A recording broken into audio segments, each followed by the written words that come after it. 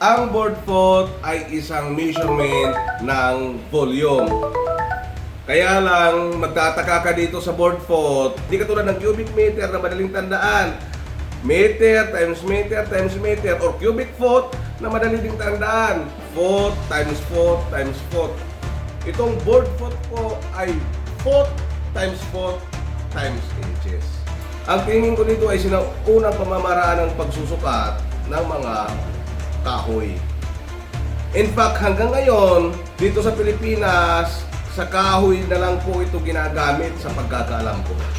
So halimbawa sa misang ito, madali siya kasi kukunin mo lang ito in foot, kukunin mo lang din ang sukat ng ito in foot, at kukunin mo yung kapal in inches. So makukuha mo na kaagad ang board foot ng kahoy na nakalagay sa mesa.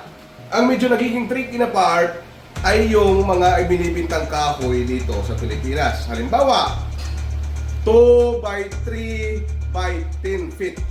Yung 2 by 3 dyan, inches. So may kunting work pa na gagawin.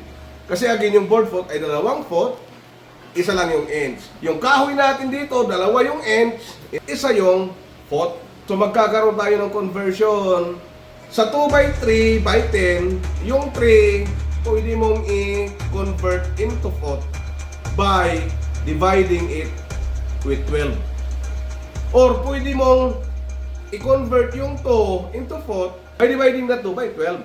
Or tulad na nakikita mo mga example, ilalagay mo na lang kaagad 2 by 3 by 10 over 12. Bahala na kung saan ang mag-convert dyan, yung 2 or 3 na sa foot, ganun pa rin ang lalabas na result.